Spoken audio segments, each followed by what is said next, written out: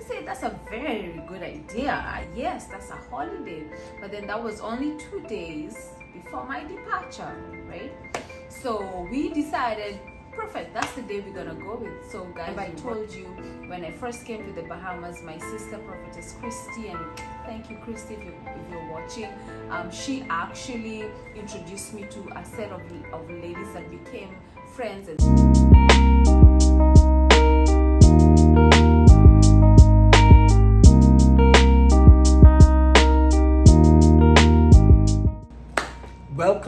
Welcome back. So we are here picking up from where we left off. For those of you that are possibly watching this channel for the first time, we want to take the time to introduce ourselves. My name is Nat. And my name is Dee. And we're so happy that you're viewing our channel.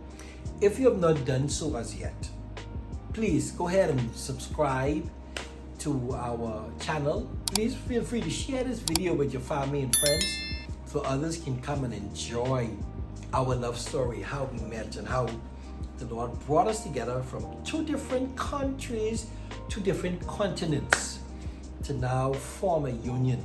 And by the special grace of God, we believe God has only just begun the great work He started. So thank you so much for subscribing and following us. And we want to just pick up from where we left off as we deal now with our preparations for our marriage here in the Bahamas. For those that may not know, my wife is from Kenya. Kenya is located in the East African region of the continent of Africa. I am from the Bahamas, where we reside together. The Bahamas is located in the North American continent. So that's where we're recording this program from. So let's continue from where we left off and preparing for our wedding in 7 days. 7 days. Share with us. All right. So guys, that was me trying to decide, me and my husband deciding a date on which we're going to do our wedding. Now remember, I got engaged on the 26th. We got engaged on the 26th of December. I was leaving on the 12th of January, the following month, and we only had 17 days before my departure. But then we had to come up with a date on which I'm going to get married, and both of us are going to get married, and then the planning. And like I said in the previous video, in the Bahamas, you have to have your own budget and come up with the funds. We don't do no committees, sitting down with the church committee to help you raise funds. No, we don't do that in the Bahamas. You have to have organized yourself financially. And so we was not there at all financially. So what I did, me and my siblings-in-law, we sat down, and I remember my sister-in-law suggesting, she's actually the one who suggested and said, you guys, what do you think about the 10th? Because the 10th of January in the Bahamas is a holiday. It's called the Majority Rule Day. And so we said, that's a very good idea. Yes, that's a holiday. But then that was only 2 days before my departure, right? So we decided, perfect, that's the day we're gonna go with. So guys, we're working with the 10th. So by the time we are approaching them, mind you, we didn't approach them on the 26th. We approached them, we was already in the month of January when we approached them, because me and my husband started talking about this and talking about, is there a possibility for us to get married? And I remember at the time we also had counseling sessions with our bishop and pastor right after our engagement. So in the process of the sessions of marriage counseling, that's when we started thinking about it. So by the time we're approaching our siblings, it was like, I think a week before that date, the 10th. And so I told them, you all realize we only have 1 week to plan this. And they was like, yeah, but it's not realistic.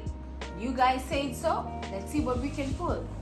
And so we started doing window shopping. I remember doing window shopping with my sisters, and I really thank God for them. I love them. If you guys are watching, I love you, Chantel. I love you, Samantha. Thank you so much. Thank you so much for being in that process, because if it wasn't for you guys, I don't know where I would start, because I knew nothing in the Bahamas. I didn't know the stores, nothing. So they literally walked with me through throughout that journey from the beginning to the end. And I remember us going from different stores. I really thank God, because I think at that point they really had to sacrifice their time from work and, you know, up and down just to be with me. And I remember the first thing was your gown, you know, that's the highlight of the wedding, the gown. And apparently it's a lady's gown, because he can just jump into any suit, any of his old suits which looks best, and just put that on. But for me it has to be a gown. And so we started window shopping. And mind you, when I was still in Kenya, I knew the average range of the prices of gowns, and I knew it's about probably $150. That's to either rent a gown. I think it's to rent a gown, yeah, or less. About in Kenyan shillings, it's about 15,000 Kenyan shillings to 20,000, 25, depending. I mean, if you go to the stores that are not expensive. I mean, we do have expensive gowns too in Kenya, but I'm just saying just the average of a person who doesn't have all the money to spend on a gown. And so I say to myself, let me go see what the prices are. And guys, to my shock, renting a gown was ranging between from I think $650 to $1,000+. That's renting. That is not buying. In Kenyan shillings, that's between 700,000 to that's between what is that? 60,000 to over 100,000. That's a lot of money in my country. Someone like me who did not come from a rich background, okay? So for y'all who come from a rich background, probably that's not a lot for you. But for me, that was, oh my God, this is out of my league. Honestly, we didn't have that amount of money. And we're just being very transparent with you guys in this video, because we just want you to see how much God can come through for people. And so I did not have that money. I did not have that money. No, neither did my husband have that money at that point, because he had spent a lot on my travel, which had drained him a lot. And at that point, what he was doing, his job wasn't paying him that much at that point of his life. Right now, it's a different story. So stay with us. So what happened is I just started to panic. I was like, wow, this is the first window shopping we're doing, and that's $1,000 bucks just gone like that. And I was like, I don't know. I just told my sisters I don't have that kind of money. I just don't. And I remember calling my parents then to ask them what they can contribute to help me just get a gown. You know, they were like, by the way, before we even started planning, we did speak to our parents, and they gave us their blessings to go ahead and plan for the wedding. They did give us their blessings. So, because initially the plan was to do the ceremony in Kenya, but after we explained to them what we were talking about and trusting God for, they gave us their blessings, so they didn't have a problem at all. So I know probably you wondering. So my parents, neither did they have that kind of money at that point to just pour it into a gown. You understand what I mean? So so we just kept window shopping for other things. So we said, okay, let's leave that pending. Let's just go and start looking for other things. So I remember us going to a store that usually rents wedding clothes, not just gowns, but they rent even suits for men as well. And so because we wanted a specific color, specific prints, well, not really prints, but we wanted some specific colors, and they really had what we wanted, and the men were sorted. My husband called a few of his friends who were willing to stand in the wedding and take care of their own clothes for the wedding, and of course his gown, his suit. And now it's just for me. Now the gown was the only thing that was spending, because I remember my girls. I remember, you all remember I told you when I first came to the Bahamas, my sister prophetess Christy, and thank you Christy if you're watching, she actually introduced me to a set of ladies that became friends and sisters and family to me. The same ladies, I approached them and I told them, you all know what is happening between me and my boyfriend at that point, and I told them, now we all know we got engaged. So now I told them, so I am getting married. And they were all shocked. They were like, y'all ain't serious, y'all been planning for this age for that long? I said, no, we just thought about it. They were like, wow. So you guys, I said, yeah, we gotta trust God for this one. And I was transparent. I wasn't ashamed. I told them, we trust in God for finances. We really don't have all the finances, but we just trust in God in the process. All I need you all ladies to do for me is to tell me if you're all willing to be my bridesmaids. And they were all in. Man, you should have seen the excitement on their faces. They were just like, oh yes, why not? Yes, man. And they said, yeah, they'll take care of everything. And I didn't have to spend nothing when it comes to their clothes, their makeup, their everything. They did everything. And guess what? One of them, actually, with Prophetess Christy, had to travel all the way over from Grand Bahama to New Providence, where we live. We live in the capital.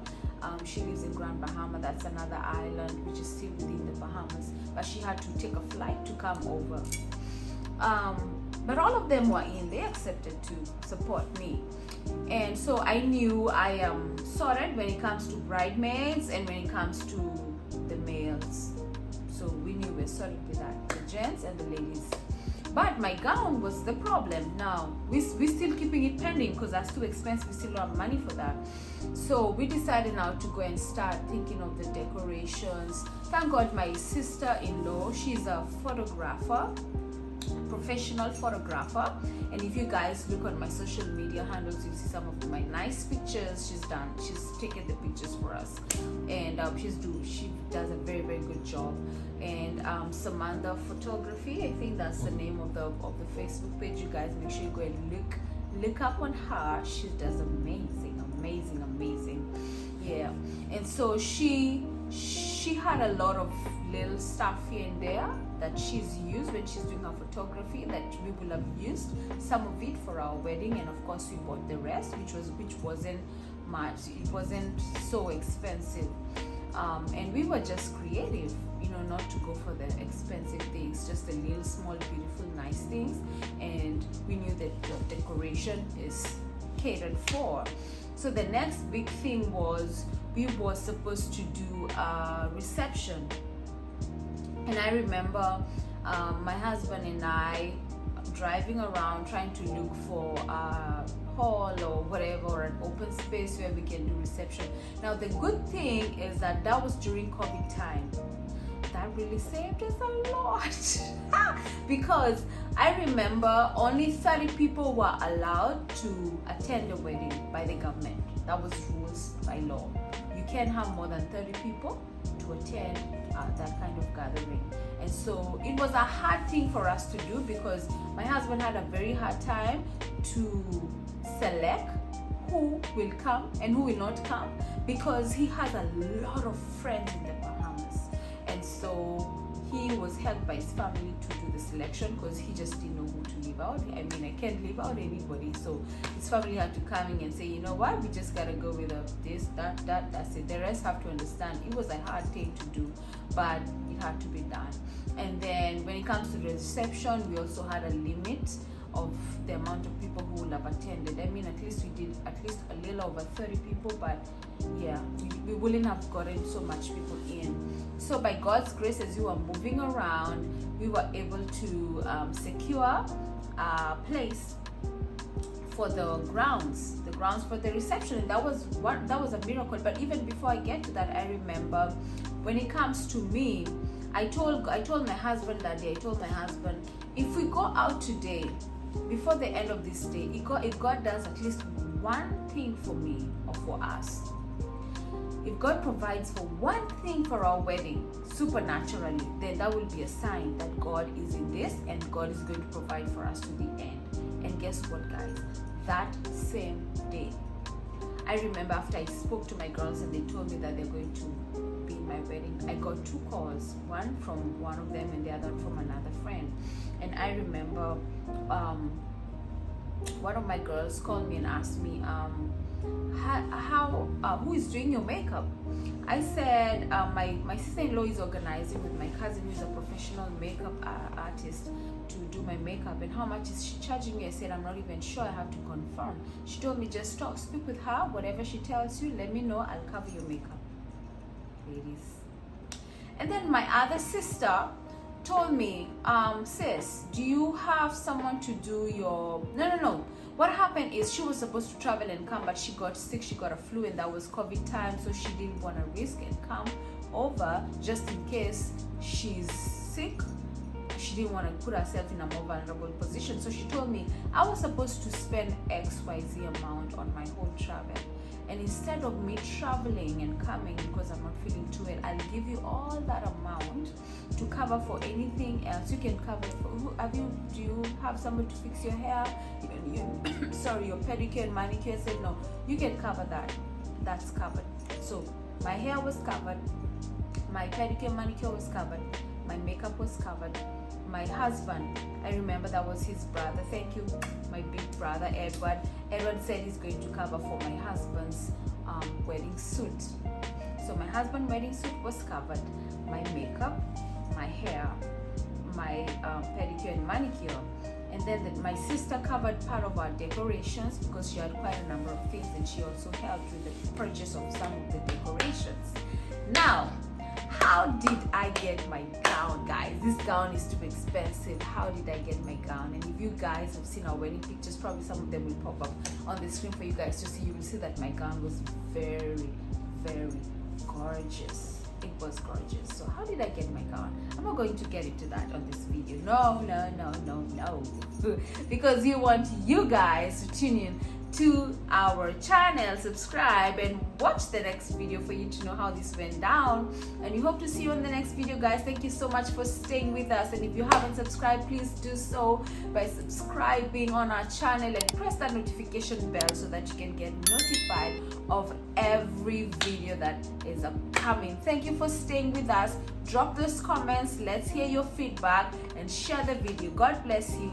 Until next time. Bye-bye.